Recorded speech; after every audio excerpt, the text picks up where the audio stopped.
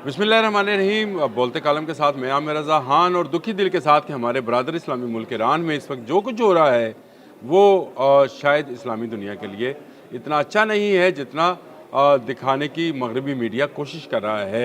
Iran में होने वाले जो फसादात हैं वो बहुत ज़्यादा फैल गए हैं और अब तेहरान पर भी जो है मुजाहिरीन और पुरतशद्दद हो गए हैं और इस्लामी जमहूरिया ईरान का झंडा उतार कर फाड़ दिया गया है। जी हाँ, वही झंडा जिस पर वो शेर के निशान वाला पहलवी निशान ख़त्म कर कर अल्लाह का निशान बनाया गया था, उस झंडे को ना सिर्फ उतारा गया और बल्कि उसकी बेहरमती भी की गई। तो ये किसी सूरत भी काबिल कबूल बात नहीं है किसी के लिए भी। ईरान में अगर महंगाई का मसला है तो ज़रूर एहतजाज होना चाहिए था, लेकिन इस एहतजाज के पीछे मुसाद और CIA किस हद तक इन्वॉल्व हैं इसके सबूत मिल गए हैं। जी हाँ, एक एजेंट पकड़ा गया है इन पुरतशद्दद मुजाहरों में जिसने इस बात का इतराफ़ किया है कि वो मुसाद के लिए काम करता है और उसने इन मुजाहरों को इन मुजाहिरीन को तशद्दुद पर उभारा। ईरान के इलाके ऐलान में दुश्मन के एजेंट्स जो हैं वो असला लिए नज़र आ रहे हैं और बताया ये जा रहा है ईरानी मीडिया से कि ये वो लोग हैं जो इन मुजाहरों को पुरतशद्दद बना रहे हैं। ये अवामी मुजाहरा अब नहीं रहा है, साजिशी मुजाहरा बन गया है और इस साजिश के तहत तेहरान पुलिस ने हंगामा राई करने वालों में से एक शख्स को गिरफ़्तार किया तो वो मुसाद का एजेंट निकला। मैं उसकी तस्वीर भी साथ शेयर कर देता हूँ, उसकी वीडियो भी मौजूद है जिसमें वो अपनी बात का, अपने जुर्म का इतराफ़ कर रहा है कि वो मुसाद की तरफ से आया। तो देखें, जो पहले दिन से जब ये मुजाहरे शुरू हुए थे, आज 14वां रोज़ है, पहले रोज़ मैंने ये कहा था कि इस मुजाहरे के पीछे इजराइल और अमेरिका हैं जो कि नहीं चाहते हैं कि ईरान दिफाई तौर पर मजबूत मुल्क बने। अब ऐसी अफवाहें फैलाई जा रही हैं, इसमें ना सिर्फ मगरबी मीडिया शामिल है बल्कि कुछ हमारा मशरक़ी मीडिया, आप समझ जाएं इस बात को कि कुछ अरबी ज़ुबान मीडिया जो है वो भी इस बात को प्रमोट कर रहा है कि शायद जो वहाँ के सुप्रीम लीडर हैं अली ख़ामनेई वो भागकर रशिया या मॉस्को में जाए पनाह ढूंढ रहे हैं। इसके साथ साथ दोनों तरफ से सोशल मीडिया वार भी जारी है, लेकिन ईरान से जो है ईरान से खबरें आने वाली खबरें जो हैं वो कुछ ज़्यादा अच्छी नहीं हैं। ईरान से एक दोस्त ने ये बताया कि वहाँ पर ब्लैक आउट है, यानी बिजली भी बंद कर दी गई है, इंटरनेट पहले से बंद है, परवाज़ें मुअत्तल हैं, तमाम मुल्कों के सफारत खाने जो हैं वहाँ पर राब्ता नंबर्स दे दिए गए हैं कि वहाँ के रहने वाले लोग अगर ईरान में मौजूद हैं बशमूल पाकिस्तान तो वो सफारत खानों से राब्ते में रहें, क्योंकि तेहरान में भी हर गुज़रते लम्हे के साथ साथ ये मामला जो है मज़ीद कशीदा होते चले जा रहे हैं। इस वक्त 31 सूबों के 200 से ज़ायद मकामात पर मुजाहिरीन पीछे हटने को तैयार नहीं हैं और पुलिस इस पर गोली चलाने को तैयार नहीं है, क्योंकि ये उनके अपने लोग हैं। वो इस्लामी इनकलाब जो 1979 में आया था, इमाम ख़मीनी फ़्रांस से तेहरान में उतरे थे और वहाँ से रज़ा शाह पहलवी जो थे, जो कि पहलवी ख़ानदान के आखिरी बादशाह थे, वो फ़्लाइट करके अमेरिका चले गए थे। आज उनका बेटा अली रज़ा शाह पहलवी जो है वो इन मुजाहिरीन की पुश्त पनाही कर रहा है और उनको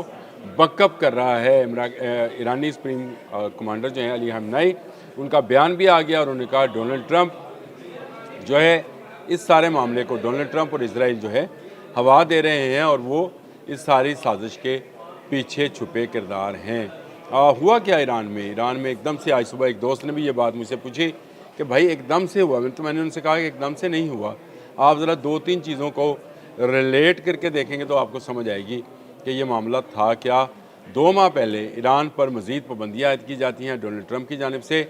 उसके बाद वेनेजुएला से आने वाले या जाने वाले 2 ऑयल टैंकर्स को रोका जाता है जिनके बारे में शुनीद ये थी कि ये ईरानी थे। ईरान क्योंकि ओपन मार्केट में अपना ऑयल सेल नहीं कर पा रहा था तो वो वेनेजुएला के रास्ते जो है उसको सेल किया जाता था। इन जहाज़ों को रोक लिया गया। इस तरह से वो सप्लाई लाइन जो कि डॉलर्स की थी वो कट गई। ईरानी जो करेंसी है वो बहुत हद तक डिवैल्यू, इतनी हद तक डिवैल्यू हो गई कि वहाँ पर शरह महंगाई 70% तक चली गई, यानी 70% लोगों की क़ुव्वत ख़रीद ख़त्म हो गई, खाने पीने की अशिया की किल्लत हो गई और बहुत सारे इलाकों में तो लोग एक एक डबल रोटी के लिए लाइनों में लग गए। ये वो हालात थे जो किसी बड़े इनकलाब का پیش خیمہ بن جاتے ہیں، لیکن اس کے لیے جو سرکمسٹانسز، جو حالات پیدا کیے جا رہے تھے، اس میں یورپ اور امریکہ مل کر کام کر رہے تھے، اور ان کے ساتھ ایران کے اندر موجود لوگ، اب سمجھ آئیں وہ کون لوگ ہیں؟ جی ہاں، انڈین ایجنٹس جنہوں نے اسرائیل کی مدد کی تھی ایران اسرائیل وار میں، وہی ان پرتشدد مظاہروں میں زیادہ ایکٹیو ہو کر ایران کے لوگوں کو ابھارتے رہے۔ اب یہ کہا جا رہا ہے، اب پوری دنیا سے یہ پیغامات آ رہے ہیں کہ ایران میں مظاہرین پر تشدد کیا جا رہا ہے۔ یہ نہیں دکھایا جا رہا کہ مظاہرین کیا تشدد کر رہے ہیں۔ وہاں گاڑیاں جلائی جا رہی ہیں، گورنر ہاؤس کو آگ لگائی گئی، جو سول سیکریٹریٹ ہے اس کو آگ لگائی گئی، سرکاری عمارات میں توڑ پھوڑ کی گئی، اور ایرانی پرچم کو بھی اتار کر اس کی بے حرمتی یعنی اس کو پھاڑا گیا، اور اس کے ساتھ ساتھ دنیا بھر میں مظاہرے شروع کرا دیے ہیں رضا شاہ پہلوی کے حق میں، اس کی جھنڈے اٹھا کر، اور اس پرانے ایران کے جھنڈے اٹھا کر، اور بادشاہ کی تصویریں اٹھا کر ایرانی جو ہیں گلیوں میں یورپی لباس پہنے ہوئے ناچتے گاتے نظر آتے ہیں، کہ ان کے خیال میں وہ اسلامی انقلاب جو 1979 میں آیا تھا اور اس کے بعد ان کو ملک سے فرار ہونا پڑا تھا، اس کا خاتمہ ہو گیا ہے۔ پاسداران اسلام نے کیونکہ زیادہ سختی کی تھی اور یہ کہا تھا کہ وہ اسلامی لباس یا لباس اوڑھیں، مطلب پہنے عبایا، اور جو مرد حضرات ہیں وہ اپنے سطر کے حوالے سے جو ہے وہ ویسا لباس پہنے جیسا ہے۔ اس کے خلاف جو ہے یہ موومنٹ یورپی ممالک اور امریکہ میں چلتی رہی ہے، اور ایران کی موجودہ گورنمنٹ کے خلاف مظاہرے ہوتے رہے ہیں، لیکن اب ایران کے اندر مہنگائی کے مظاہروں کو بنیاد بنا کر اب تک 50 سے زائد افراد جو ہیں وہ مارے جا چکے ہیں، جن میں 10 کے قریب جو ہیں پولیس اہلکار شامل ہیں، 5 بچے بھی شامل ہیں جو گولی کا نشانہ بنے۔ گولی کس طرف سے آئی؟ کیا پولیس کی طرف سے آئی یا مظاہرین کی طرف سے؟ اس کی کوئی وضاحت نہیں ہے۔ جب پرتشدد مظاہرے کرائے جاتے ہیں تو مظاہرین کے اندر سے ہی فائر چلتے ہیں۔ ہم نے تو اکثر یہی دیکھا ہے کہ وہ فائر اس لیے کیا جاتا ہے تاکہ مظاہروں کو پرتشدد بنایا جائے۔